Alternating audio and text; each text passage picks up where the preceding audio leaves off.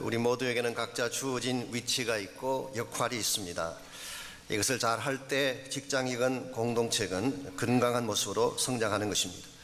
그런데 만일 자신의 위치를 벗어나서 월권을 행사하거나 자기 책무를 다하지 않게 되면 건강했던 관계성이 무너지는 것입니다.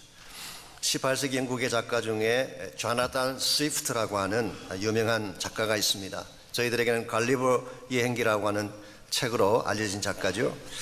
이 사람에게 하인이 하나 있었는데 이 스위프트의 속을 많이 썩였습니다. 사사건건이 주인의 말에 대꾸하고 시키는 일은 제대로 하지 않았습니다. 한 번은 스위프트가 하인을 데리고 며칠 동안 먼 길을 여행하게 되었는데 어느 도시에 도착을 해서 호텔에서 하룻밤을 잤습니다. 그 다음날 아침에 길을 떠나려고 하는데 보니까 어제 마차 바퀴에 묻어있던 진흙이 그대로 붙어 있는 것입니다. 조금 화가 난 스위프트가 아니 이제 분명히 바퀴에 묻은 진흙을 깨끗이 닦으라고 말했는데 왜 닦지 않았느냐. 그때 하인이 이렇게 답을 했습니다. 주인님, 어차피 오늘 또 더러워질 텐데 꼭 닦을 필요가 있겠습니까? 이 대꾸에 참 기가 차긴 했지만 어떻게 하겠어요. 그래서 사실 이렇게 말을 합니다. 하긴 그래, 자네 말이 옳을지도 모르지. 그럼 어서 길을 떠나세. 그러고 이제 마차를 타려고 하니까 그 하인이 말합니다. 주인님, 근데 아직 아침 식사도 안 했는데요. 그때 스위프트가 재빨리 대답을 했습니다. 아침을 꼭 먹을 필요가 있을까? 먹어봐야 어차피 또 배가 고파질 텐데 그냥 가지 뭐. 잘난 척했던 하인이 여지없이 당한 것입니다. 자신의 위치를 벗어나서 잘난 척하면 이렇게 되는 것입니다. 여러분, 하인은 하인의 위치가 있고 주인은 주인의 위치가 있습니다. 학교에서 선생님이 서야 될 위치가 있고 배우는 학생이 서야 될 위치가 있습니다. 사회생활 속에서 정치가의 위치가 있고 예술가의 위치가 따로 있습니다. 그런데 만일 이것을 무시하고 자기 마음대로 위치를 정하게 되면 질서도 무너지게 되고 주변 사람들에게 폐해도 끼치게 되는 것입니다. 특별히 여러분과 저는 예수님을 구원자로 영접한 예수 그리스도의 제자들입니다. 주님 안에서 바른 삶을 추구하기를 정말 원한다면 하나님 안에서 나의 위치를 바로 정하고 하나님이 기뻐하시는 모습으로 살아가야지 하나님께도 영광이 되고 우리 삶의 열매도 아름다워지는 것입니다.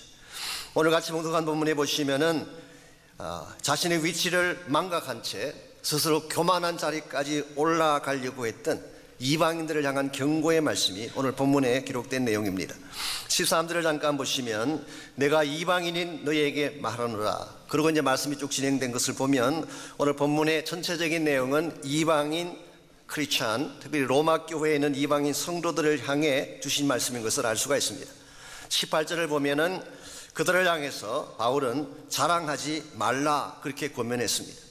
20절에도 보게 되면 높은 마음을 품지 말고 도리어 두려워하라 그렇게 말씀했어요. 이방인 크리스찬들을 향해서 자랑하지 말아라, 마음을 높이지 말고 오히려 두려워해라. 왜 이와 같은 말씀을 반복적으로 기록하고 있는 것일까요?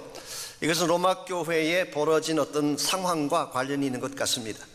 제가 로마서를 처음 강의할 때 말씀을 드렸습니다마는 이 전통적으로 로마서라는 이 책은 로마 교회의 정황과 상관없이 사도 바울이 3차에 걸친 선교행을 마치고 예루살렘으로 올라가기 직전에 지금까지 그가 전개했던 복음을 총정리해서 신학적인 전체를 다 총종합하는 일종의 신학적 소논문같이 기록된 책이다. 그래서 Theological Treatise, 이것이 일반적으로 로마서를 보는 관점이고 대부분이 그렇게 해석을 해왔죠.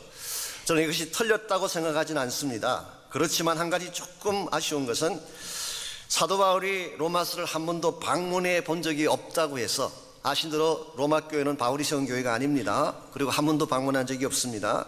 그렇다고 해서 과연 사도 바울이 로마 교회의 정황에 대해서 전혀 몰랐을까? 그건 아니라고 생각합니다. 저희들도 한국에 있는 교회들에 대해서 직접 가보지 않았고 그 교회 소속은 안 됐지만 한국 교회들에 대해서 전혀 모르고 계시나요? 요즘 한국의 큰 교회들마다 여러 가지 많은 이슈들이 벌어지고 있는데 미국에 사는 분들이 더 잘 아세요.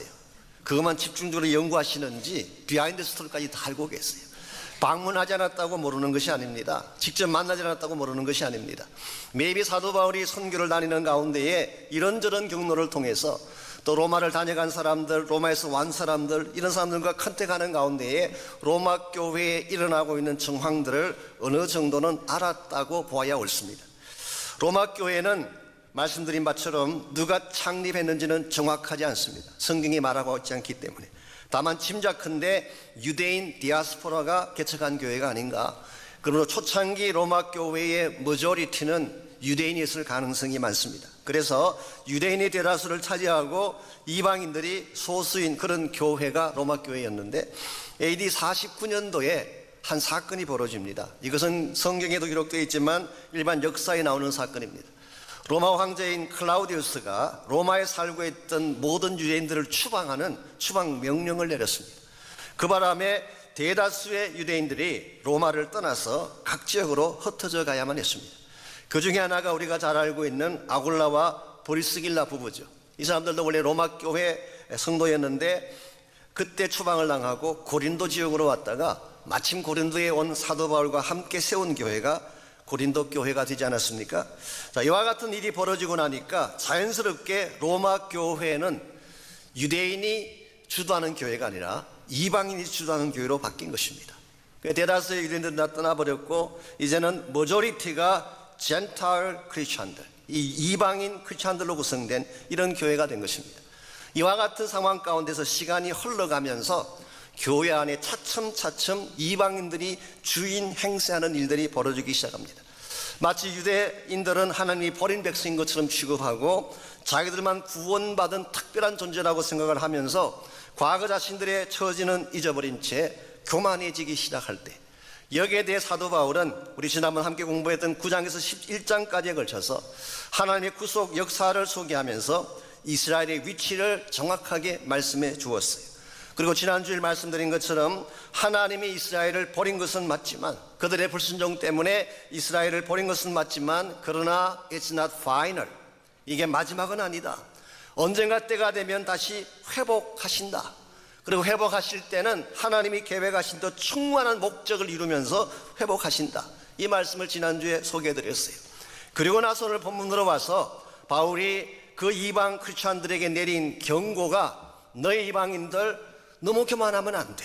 오버하지 마. 너희들이 지금 주류를 이뤘다고 해서 잘난 척하고 자랑하면 위험해. 이와 같은 경고의 메시지를 전한 것입니다. 여러분들, 로마 교회 성도들이 이와 같이 교만의 위험에 빠진 것 참 잘못된 방향이고 불행한 상황이라고 말할 수 있습니다만은, 과연 로마에 있는 성도들만 이와 같은 함정에 빠질까요? 여러분과 저에게는 이런 문제가 없을까요? 일반적으로 힘들고 어려울 때는 하나님께 나가서 무릎을 꿇습니다. 눈물 흘리며 기도도 하죠. 겸손하게 주님의 은혜를 구하지만 인생이 조금 풀리게 되면 어떻게 됩니까? 과거의 그 모든 얻은 것을 다 잊어버리는 것입니다. 내가 무엇을 좀 갖게 되면 마치 하나님 없이도 살 수 있는 것처럼 큰 소리 치게 되고 기도를 중단하는 예들을 많이 볼 수가 있습니다. 그러면 우리가 크리스찬 삶을 살아가면서 가장 조심해야 되고 주의해야 될 사실 하나가 교만의 함정에 빠지는 것입니다. 내 인생의 모든 것은 하나님 손에 달려 있습니다. 지금 내가 누리고 있는 모든 축복의 근본 원인자는 하나님이 있어요. 우리가 만약 이 사실을 잊어버리고 하나님 없이도 살 수 있다는 교만의 함정에 빠지게 되면 믿음의 궤도를 벗어나게 되고 우리는 어디까지 떨어질지 알 수가 없는 것입니다. 이런 면에서 우리가 크리스찬 라이프를 살아가는 과정에서 우리도 모르는 가운데 침투해 들어오는 교만의 함정, 우리는 그렇게 생각하지 않았지만 나도 모르는 사이에 내 마음속에 쌓여져가는 높아짐의 마음, 이걸 여러분이 조심하고 잘 다스리지 않게 되면 엄청난 실패로 떨어질 수가 있는 것입니다. 어떻게 하면 우리를 끊임없이 공격하는 이 교만의 위험, 교만의 함정으로부터 우리를 지키고 이 교만의 유혹을 극복하고 넘어갈 수가 있을까요? 오늘 같이 방송한 이 본문에 보시게 되면 내 마음에 높아진 교만의 높이를 막아서는데 꼭 필요한 세 가지 요소를 오늘 본문이 소개하고 있습니다. 제일 첫 번째로 우리가 교만의 함정에 빠지지 않으려면 나의 본래적 위치를 인식하는 것입니다. 나의 존재가 어디에서 왔는지, 내가 누구인지를 인식하는 것을 말합니다. 16절을 보십시오. 16절 보게 되면 사도 바울이 두 상의 비유의 말씀을 소개하고 있습니다. 제사는 처음 익은 곡식가루가 거룩한즉 떡덩이도 그러하고 뿌리가 거룩한즉 가지도 그러하니라. 이게 첫 번째 비유는 첫 곡식가루와 떡덩이의 비유. 이 비유는 사실 일종의 메타포입니다. 비유를 통해서 진리를 소개하기를 원하는 그와 같은 문학적 기술이죠. 자, 첫 곡식가루라고 하는 것은 민수기 15장에 보게 되면 이스라엘 백성이 추수를 하게 되면 첫 번째 거두던 곡식을 빻아서 제사장에게 가져가도록 되어 있습니다. 이것을 거제라고 표현하기도 하고 흔들어서 드리기 때문에 요제라고 부르기도 합니다. 이와 같이 가져간 이 떡은 이 가루로 떡을 만들게 되죠. 그래서 처음 가져왔던 첫 곡식의 가루가 거룩했다면 그것으로 만든 떡도 거룩하지 않겠느냐, 그런 뜻이에요. 그렇다면 여기서 바울이 말하는 첫 곡식 가루가 무엇을 비유한 것일까요? 이것은 구약에 나오는 언약의 조상 아브라함을 비롯한 소위 말하는 patriarchs, 언약의 조상들을 뜻하는 것입니다.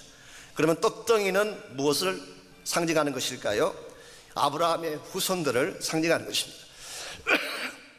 이 곡식가루로 만들었던 것이 떡덩이이기 때문에, 즉 아브라함의 후손들 유대인들을 뜻하는 것이죠. 두 번째 비유가 뿌리와 가지에 대한 비유를 말씀하셨습니다.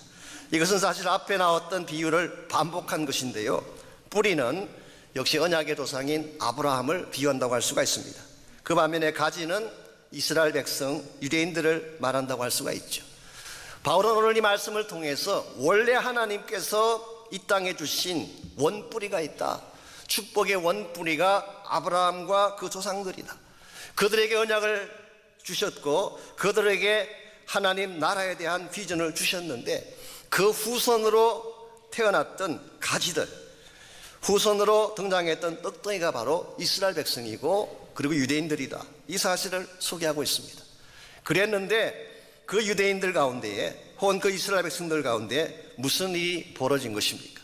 17절 말씀 보시면은 그 사건을 역시 비유로 소개를 합니다. 또한 가지열마가 꺾이었는데 돌감람나무인 내가 그들 중에 접붙임이 되어 참감람나무 뿌리의 진액을 함께 받는 자가 되었다. 가지 중에 얼마가 꺾여졌대요. 즉 이스라엘 백성들 가운데에 상당 숫자가 꺾어진 가지가 됐어요. 이게 뭘 의미하는 것일까요? 그들의 불순종함으로 말미암아 하나님께 심판받는 걸 말하는 것입니다. 하나님께서는 불순종하고 거절하는 유대인들을 가지를 치듯이 쳐버리셨어요. 이와 같이 가지를 치고 난 후에 그 자리에 무엇을 대신 접붙였습니까? 돌감람나무를 접붙였다.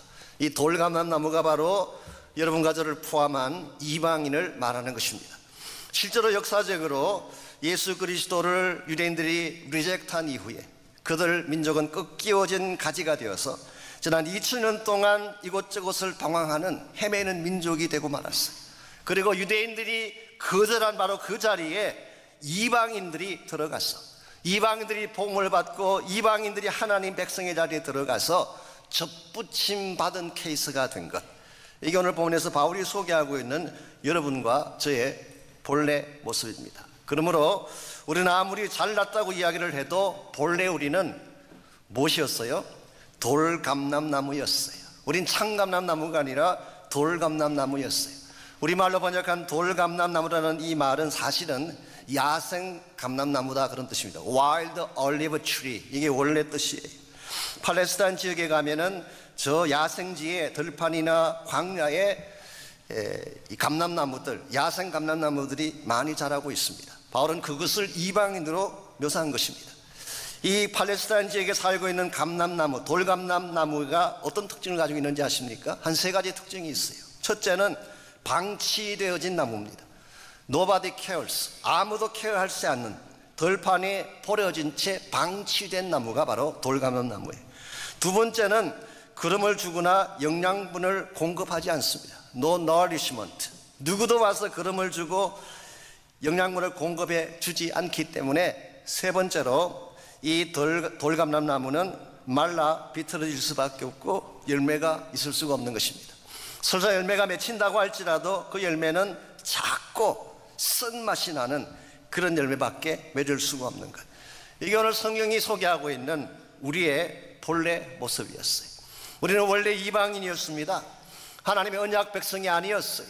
하나님의 축복권에서 아웃사이드에 있던 이방인, 외방인에 불과했던 것인데, 그 결과 우리 하나님은 우리를 돌보지 않으셨고 하나님과 상관없는 삶을 살아왔던 여러분과 저였는데, 하나님께서 돌감람나무였던 여러분과 저를 하나님의 참감람나무에 접붙여 주셔서 생명을 얻게 하시고 다시 한번 회복이 일어나게 하시고, 선 뿌리를 가진 나무가 아니라 스윗한 열매를 맺는 존귀하고 아름다운 나무가 되게 하신 것, 이거를 사도 바울이 소개하는 여러분과 저의 본래 모습입니다.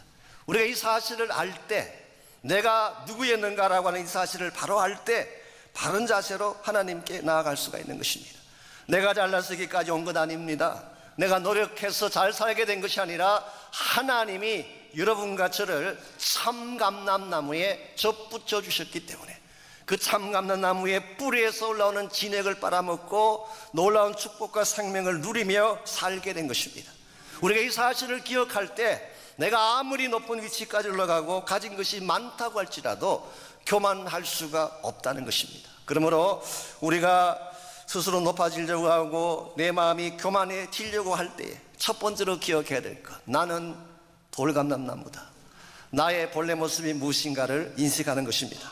두 번째로 하나님의 은혜가 어떤 것인가를 기억하는 것입니다. 저는 이것을 초월적 은혜라고 부르고 싶습니다. 왜 제가 초월적 은혜라는 단어를 선택했냐고 하면, 이것은 일반적인 혹은 상식을 넘어선 초자연적인 강권적인 은혜이기 때문에 저는 초월적 은혜라고 표현을 했습니다. 여러분 17절을 다시 보십시오. 돌감람나무인 내가 그들 중에 접붙임이 되어 참감람나무의 진액을 받는 자가 되었다, 그렇게 표현을 했습니다. 우리가 돌감람나무였는데 참감람나무의 접붙임을 받는 순간 진액을 공급받고 축복의 뿌리에 연결된 사실을 설명하고 있습니다. 그런데 이와 같이 우리가 참감람나무에 접붙임 받게 된 원인이 뭐냐는 것입니다. 누가 우리를 그렇게 접붙여 주셨을까요? 23절에 보시면 그 답이 나와 있습니다. 접붙이실 능력이 누구에게 있다고 했어요? 하나님께 있음이라고 했어요. 우리가 노력한다고 접붙여지는 것이 아닙니다. 내가 애쓰고 업적을 쌓는다고 해서 접붙임 받는 것이 아니라 하나님이 우리를 접붙여 주실 때, 그러므로 이것은 우리의 공로와 아무 상관이 없는, 나의 자격과 아무 상관이 없는 하나님이 일방적으로 베풀어 주신 사건이기 때문에 우리는 이것을 은혜라고 부르는 것입니다. 여기서 한 가지 큰 이슈는 아니지만 조그마한 이슈 하나가 오늘 본문에 등장합니다. 그것은 접붙임의 원리에 대한 소개입니다. 혹시 여러분 가운데 농사를 지어 보셨거나 시골에서 접붙이는 일을 해보신 분들은 금방 아실 거예요. 자, 접붙임을 할 때에 좋은 나무 둥치에다가 나쁜 가지를 접붙이는 것 보셨나요? 그렇게 접붙이는 일은 없습니다. 내가 맺고 싶은 열매의 가지, 내가 꼭 맺고 싶은 좋은 열매를 맺는 가지를 다른 나무 위에다가 접붙이는 것이지, 좋은 나무에다가 나쁜 가지를 접붙이는 일은 없어요. 그러므로 농사를 아는 일반적인 사람이라면 오늘 본문에서 바울이 말하는 이것은 정반대의 논리인 것입니다. 그렇다면 왜 바울이 이 참감람나무인, 좋은 나무인 이 진짜 감람나무에다가 열매 맺지를 못하는 돌감람나무를 접붙였다고 이렇게 말을 하고 있을까? 두 가지 가능성이 있습니다. 첫 번째 가능성은 바울이 무식해서 그렇다, 바울이 잘 몰라서 실수한 것이다, 그렇게 볼 수가 있죠. 그런데 과연 바울이 이걸 몰랐을까요? 바울이 물론 다른 분야에도 전문가이기도 하지만 이 사람은 팔레스타인 지역에 대해서 훤하게 아는 사람입니다. 농사 짓는 것을 모를 리가 없어요. 그러므로 바울이 무식해서 그렇다고 해석하는 것은 조금 앞뒤가 맞지 않는 것 같습니다. 그렇다면 왜 이렇게 했을까? Maybe 사도 바울이 의도적으로 무엇인가를 표현하기 위해서 이렇게 했을 가능성이 있다. 이게 제임스 던이라고 하는 유명한 학자가 소개한 내용입니다. 이 접붙임의 케이스가 쉽게 표현하면 자연적인 순리가 아니라 자연적인 순리를 against한, 자연적인 순리를 넘어선 하나님의 초자연적 사건인 것을 나타내기 위해서, 일반적인 방법, 상식적인 방법, ordinary한, 내추럴한 방법이 아니라 extraordinary way of crafting. 비상식적이지만 extraordinary 하지만 자연적인 모든 법칙들을 어겨가면서까지 하나님께서 행하신 은혜의 사건, 이게 바로 여러분과 저를 구원하기 위해 하나님이 실제로 하신 일입니다. 하나님이 이방인이었던 여러분과 저를 위해 예수 그리스도를 이 땅에 보내주셨어요. 그리고 그분을 믿기만 하면 구원받을 수 있는 축복을 허락해 주셨습니다. 여러분, 이게 얼핏 생각하면 자연스러운 것처럼 느껴질지 모르지만 이건 상식적이지 않아요. 아무 가치가 없는 여러분과 저에게, 우리가 아직 죄인일 때에 살려봐야 아무런 의미가 없는 여러분과 저를 위해서 하나밖에 없는 독생자 예수 그리스도가 죽임을 당하고 죄인 아닌 그분이 죄인이 되어서 끔찍한 십자가형을 받게 하신 사건, 그렇게 함으로써 이방 땅에 홀로 버려져 살아야 마땅했던 여러분과 저를 하나님의 거룩한 나무에 접붙게 하시고 하나님의 언약과 약속의 백성이 되게 하셔서 천국의 유산을 물려받게 하신 이 사건은 It's not natural. 이건 절대로 자연적인 방법이 아니에요. 이것은 초자연적인 케이스입니다. 그래서 저는 초월적인 하나님의 역사가 아니면 일어날 수 없는 사건이 바로 우리를 구원하신 하나님의 은혜 사건입니다. 그랬기에 존 웨슬리의 동생인 찰스 웨슬리, 찬양 작가지 않습니까? 그분이 불렀던 찬양 가운데에 Amazing love, how can it be? 놀라운 사랑, 어떻게 이것이 가능합니까? 어떻게 거룩하신 하나님의 아들이 나를 위해 죽을 수 있단 말입니까? Amazing love, how can it be? 있을 수 없는 사건, 납득할 수 없는 사건, 우리의 모든 상식을 뒤집고 넘어선 사건이 바로 하나님이 여러분과 저를 구원하시기 위해 베푸신 은혜이기 때문에 우리가 이 사실을 깨닫고 이 초월적인 은혜 앞에 나아갈 때 우리는 비로소 교만을 벗어날 수가 있게 되고 하나님 앞에 바른 자세로 서게 되는 것입니다. 사실 하나님의 은혜 앞에 나갈 때 우리는 너무 당연한 마음으로 나가요. 여러분, 예배를 드리고 구원받고 천국 가는 것이 당연한 것인가요? 아닙니다. 당연한 거 아니에요.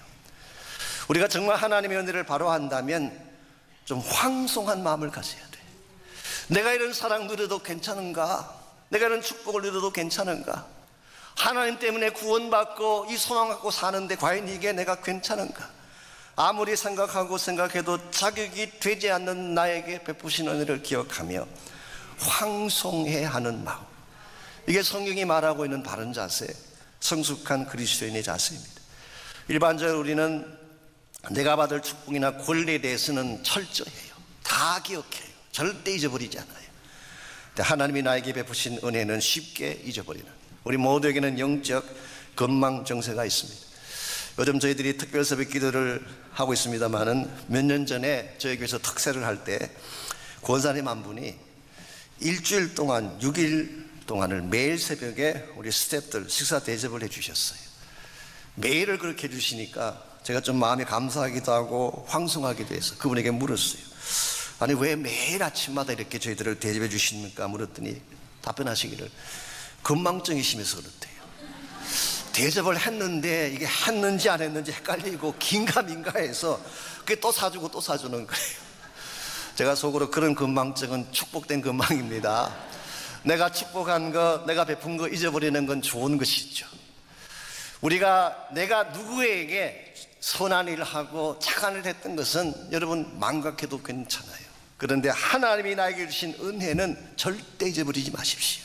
이걸 망각하게 되면 나도 모르게 교만하게 되고 나도 모르게 신앙의 궤도를 벗어날 수가 있기 때문에, 이런 면에서 우리 모두를 공격하는 이 교만의 함정을 바르게 이겨내려면 첫 번째는 내가 누구인가를 인식해야 돼요. 나는 돌감람나무다. 나는 자격이 되지 않는, 누구도 케어하지 않던 버려진 것과 같은 인생이었다. 이 사실을 깨닫는 것입니다. 두 번째는 하나님의 은혜로 접붙임 받았다. 하나님의 은혜가 아니면 살 수 없는 존재였는데 그분 은혜 때문에 이와 같은 생명과 영원한 소망의 축복을 누리기로 했다. 이것을 기억하는 것입니다.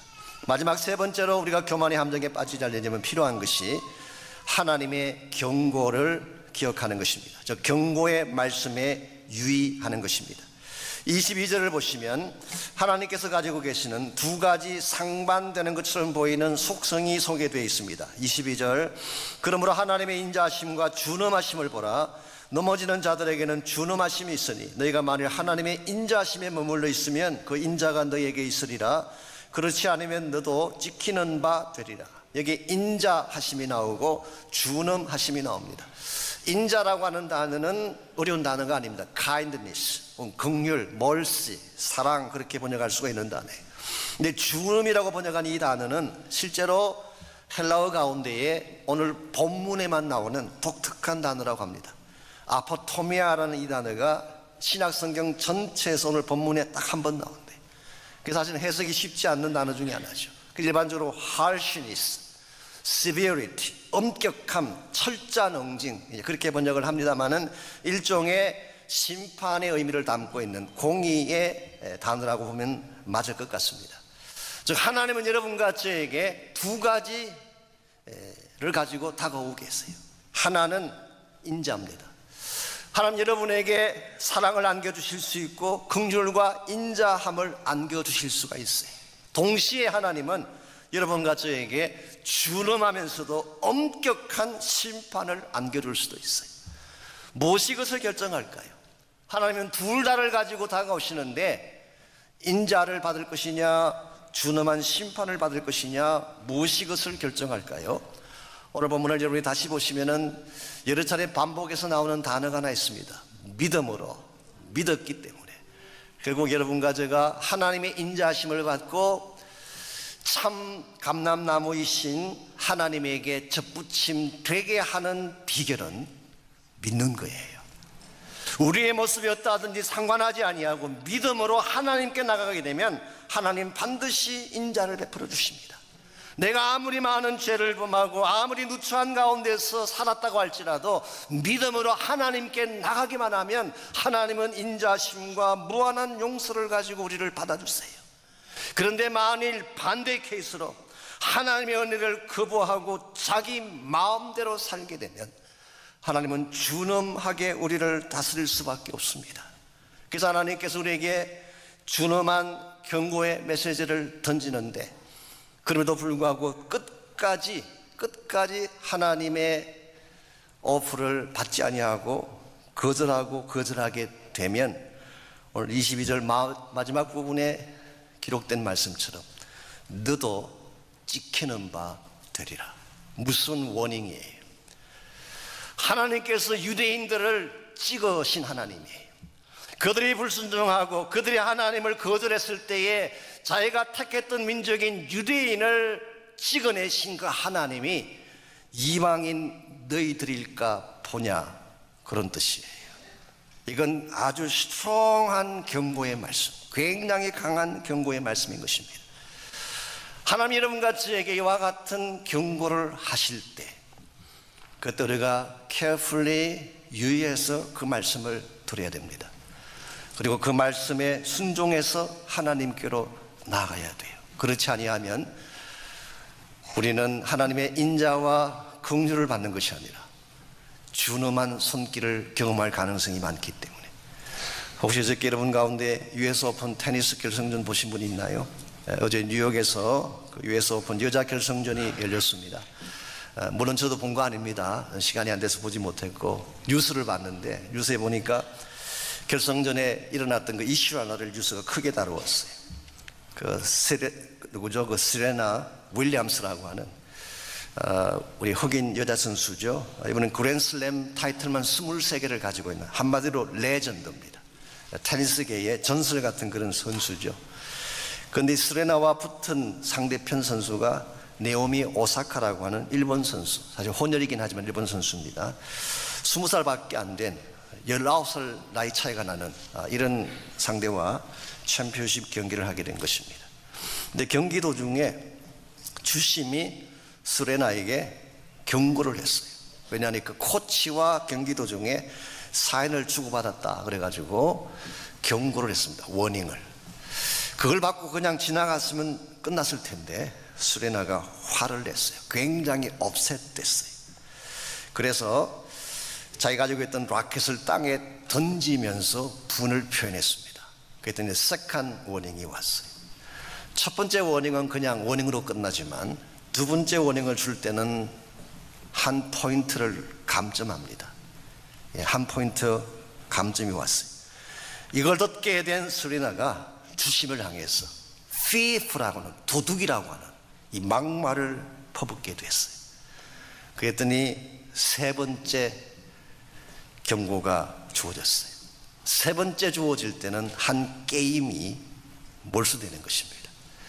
그래서 그냥 두었더라면 어떻게 끝났을지 모르는 그 챔피언십이 한 게임을 몰수당하는 바람에 결국 패배로 끝나고 말았어요. 왜 이와 같은 일이 일어났을까요? 서레나 윌리엄스 본인은 여자기 때문에 차별당한 것이다 그렇게 항변을 하고 있지만, 제가 이 기사밀에 달린 댓글들을 봤더니 대다수의 사람들이 그렇게 보고 있지 않아요. 서레나 윌리엄스가 교만했기 때문이다. 내가 그래도 테니스계의 레전드인데, 전설 같은 존재들이 감히 나에게 경고를 줘, 이와 같은 자세가 결국 화를 가져온 것이라는 메시지가 대부분을 차지했습니다. 사랑하는 자매 여러분, 우리가 인생을 살다 보면 우리를 판단하는 사람에게 어게인스트 할 수 있죠. 그리고 테니스 게임 지는 것은 한 번 정도 쳐도 괜찮습니다. 다음에 또 하면 되니까. 그러나 여러분들, 우리 인생 게임을 주관하시는 우리의 궁극적인 엄파이어이신, 우리 인생의 참된 주심이신 하나님에 대해서는 절대로 어게인스트 하지 마십시오. 이것은 굉장히 위험한 것입니다. 하나님의 말씀에 대해서, 하나님의 음성에 대해서 continuously against하고 against하게 되면 어쩌면 우리 인생 게임 전체를 몰수당할 수도 있기 때문에, 그러므로 하나님 우리에게 말씀하실 때 우리는 carefully 들어야 돼요. 나에게 분부하실 때에 할 수만 있다면 믿음으로 주님께 나가서 순종하는 것을 배워야 합니다. 하나님을 거절하면 우리에게 준엄한 하나님의 손길이 다가오지만, 반대로 하나님을 순복하고 믿음으로 하나님의 은혜 앞에 나가기만 하면 하나님은 무한대의 축복을 예비하시고 여러분과 저를 맞아 주십니다. 여러분, 우리 인생의 모든 것은 하나님께 달려 있습니다. 사는 것도 그분에게 달려 있고 죽는 것도 그분에게 달려 있어요. 성공도 그분에게 달려 있고 실패도 그분에게 달려 있어요. 행복도 그분의 손 안에 있고 불행도 그분에게 있는 것입니다. 우리가 우리 혼자의 힘으로 인생을 절대로 아름답게 살아갈 수가 없습니다. 우리는 마치 들판에 홀로 버려졌던 돌 감람나무와 같은 존재이기 때문에, Wild olive tree, 누구도 케어하지 않는, 누구도 돌보지 않는, 그야말로 고아처럼 버려져서 살아갔던, 메마른 가슴을 안고 상처를 안고 선풀을 안고 살아갔던 것이 여러분과 저였어요. 이와 같은 우리 인생이 어떻게 우리의 자력으로 행복을 찾을 수가 있으며 우리의 자력으로 어떻게 생명을 얻을 수가 있겠어요? 우리 힘으로는 안 됩니다. 믿음으로 하나님께 나가게 되면 하나님이 은혜로 여러분과 저를 생명나무에 접붙여 주셔서 다시 살게 하시는 것입니다. 그때의 참된 믿음의 뿌리, 능력의 뿌리, 하나님의 무한대 차원의 뿌리에 우리가 커넥트 되어지게 되면, 우리가 아무리 연약하고 미약할지라도 하나님이 우리에게 공급해 주신 능력을 통해서 우리는 다시 일어날 수가 있고 회복될 수가 있고 참된 생명과 축복 가운데 살아갈 수가 있습니다. 하나님 여러분과 저를 사랑하시기 때문에 이와 같은 축복의 뿌리를 준비하시고 여러분과 저를 초청하고 계십니다. 혹시 여러분 가운데 지금까지 내 힘으로 살겠다고 생각했던 분이 계신다면, 나의 노력, 나의 의지, 나의 업적만으로 인생을 살 수 있다고 생각했던 분이 혹시 계신다면, 자만했던 나의 모든 것들을 다 내려놓고 하나님의 은혜 앞에 나오는 시간이 있기를 바랍니다.